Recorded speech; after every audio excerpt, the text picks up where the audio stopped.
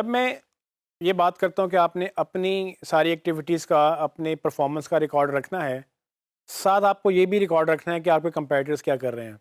तो आप कंपेटिटर्स को भी मॉनिटर करें कि वो किस तरह से आपको बीट करने की कोशिश कर रहे हैं और आपने उनको किस तरह से बीट करना है।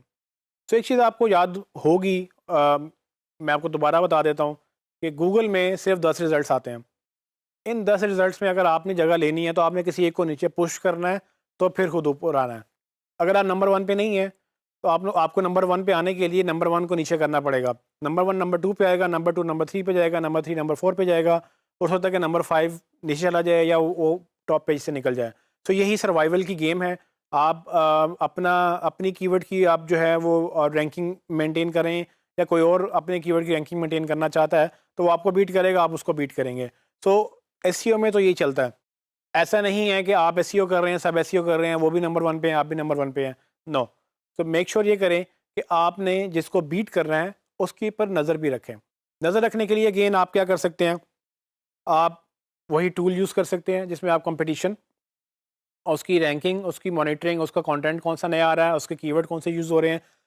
जो चीज़ आप अपनी वेबसाइट के लिए मॉनिटर करते हैं, आप वो उनकी भी मॉनिटर कर सकते हैं। आप देख सकते हैं कि वो कितने नए पेजेस क्रिएट कर रहे हैं। आप देख सकते हैं कि वो किन कीवर्ड्स के ऊपर ऑप्टिमाइज़ कर रहे हैं।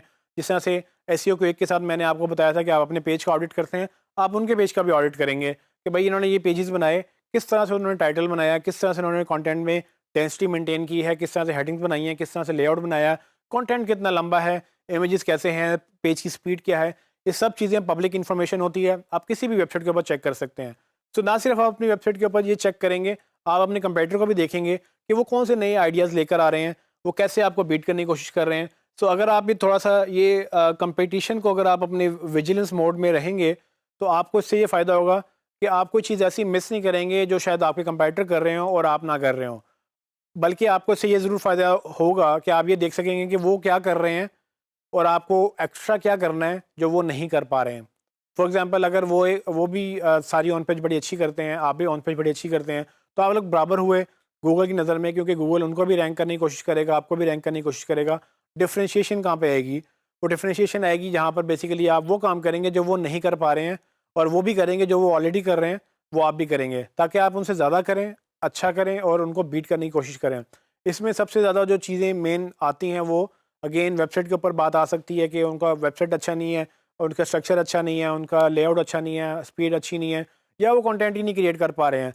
तो आप अपने रिसोर्सेज लगाएंगे उन सारी चीज़ों के ऊपर जो आपके कंपेटिटर लगा रहे हैं, क्योंकि हमने उनको बीट करना है। ये याद रखिएगा कि अगर आपने गूगल में रैंक करना है, तो किसी को बीट करना है तो आपने रैंक करना है, अदरवाइज हमारे पास कोई ऑप्शन नहीं है। उनको बीट करने के लिए वो सब तो करना ही है जो वो कर रहे हैं, लेकिन फिर वो भी करना है जो वो नहीं कर पा रहे, या जो जिनका उनको पता भी नहीं है। तो आपको अपने से ज़्यादा उनको स्टडी करना है। उनको स्टडी करने के बाद जो आपको नॉलेज मिलेगा, जब आप 10 लोगों को टॉप 10 को स्टडी करेंगे, तो आपको ये पता चलेगा कि वो टॉप 10 क्यों हैं, वो क्यों नंबर 1 पे रैंक कर रहा है, क्यों कोई नंबर 2 पे क्यों रैंक कर रहा है, वो ऐसी क्या चीज़ें उन्होंने की, ऐसी कौन सी टेक्निक्स उन्होंने यूज़ की जिसके तहत वो नंबर 1 नंबर 2 नंबर 3 या टॉप 10 में फॉल करते हैं।